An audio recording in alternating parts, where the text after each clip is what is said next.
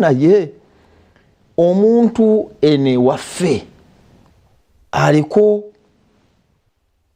akabuuza ate lwaki yali mu position ekola bwet ne bwet, but anyway that is not mine. Bigambo bya muntu oli akola ki weewaawo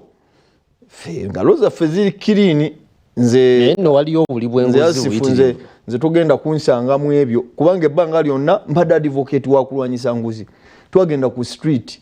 awo nga kisusse mu parliament amonge oyo ffe twamusookamu ne Ssenyonyi ne rope twagenda ku street mwalaba Mwami Museveni yagamba abo abavubuka bagenda kukwata mu muliro naye ng'ekyali kitutwalayo si kusuula gavumenti ye ekyali kitutwalayo kulwanagana n'obuli bw'enguzi obwali bufumbekedde mu parliament batukwata mu ngeri ya kinnamagye ne batutwala ne batukomerera emigga ku CPS ne batwongerayo mpaka Luzira ne twebakayo ewiiki sezi nga batulanga musango gwa kulwanyisa ki enguzi. So enguzi ffe tubadde olwedde tugirwanyisa ate era nakati omulimu tugukola mu government maze na tuzize executive yange naku 2 nga meetinga tulina department 12 kunasa na municipality nga meetinga department ku department okuwana okutegeera ti budget ngawe mwajiisa project ezo mweziri ekisookera ddala work plan nti work plan zamwe biki ebirimu nga tugenda kutandika financial year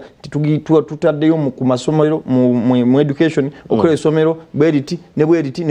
nti kale I take note ne executive yange nti tulina amasomero agagenda okukolebwako mu mwaka gw'ebyensimbi guno bwegati nti mu health mu budget ya mulimu kije mugenda okukola tulina project eyo kuzimba maternity ward wano tulina project eyo kuzimba kiri na kiri. I take note nti mwebiri birungi nti byayisibwa nti mu yengudo tulina okukola oluguudo bwe bweruti tulina okukola road design yengudo bweziti from responsible departments nti kakati step cheddako yeyokola oversight and monitoring na katula mu office kati ku making sure nti gwe yangamba nti project mu education ine somero inayokola okurehabilitating esomero waliyo inokola kino na kino mu byenjigiriza ntwala ndaga progress mu implementation kiwayogira kyokola. So personally nzo ready nkola omulimu gwange ba minister mbalaba batambula kibakola si kiti kyandibadde kibindi but personally nzinandirowoozeza nti just ku adjustinga muno n'okwongera okutereezaamu nti gundi tukukutte mu local government bijja bwebiti gwe gundi nkusanze nga kyenda bawano tekiri bwe kiti recommend investigation and maybe through investigation they will go. Waliwo abagamba nti bazanya byabufuzi saagala balabira mu kiti ekyo kubanga nakkiriziganyiza nabo nti enguzi si nnungi era nenzikiriziganya nabo nti kikulu nnyo okulondoola ensimbi z'omuwi omusolo kubanga abantu baffe bayisibwa mu bugubi bungi nga bayisasula omusolo bantu buli kaseera olaba miranga baguluba nabo. So abantu bwe baba basasula omusolo si kibi okulondoola ensimbi zaabwe si kibi n'akamu ekyo kituufu nti abantu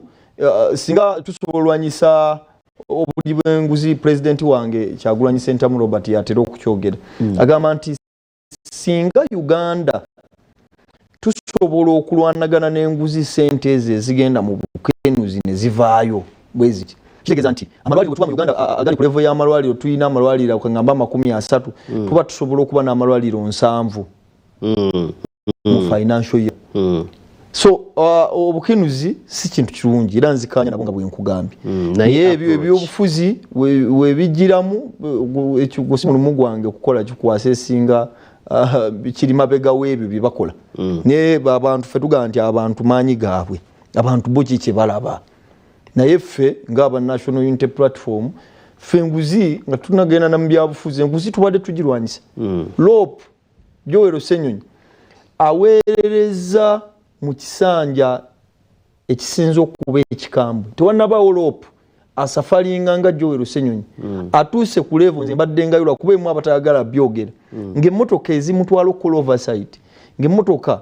etuuka nga talina mafuta nga naye tebagamuwa deliberately nga tebagala atambule nga bwabadde nga akikola nga emotoka efa netula nezikendera ezibadde 3 n'ebeemu nga tebagala yadde okukola service w'emmotoka ne batuuka ku level nga balowooza nti oba oli awo tuba tugikoze eyinza omutukolera ekikyamu ne tukola so ffe tubadde basaale mu ddimu ly'okulwanyisa enguzi nga National Unity Platform ogwo omulimu tugukoze bulungi era njagala kusiima ow'ekitiibwa leader of government business omulimu gwakola gwa ttendo nnyo musaba tajjako kigere kubanga singa teyali ye ensi teyanditegedde nti parliament eyo efumbekeddemu obulyake n'obukenuzi ye yavaayo neyeetala ku media nagenda ku Simba nagenda ku buli radio media nga exposinga namulabako nga ayanjuluza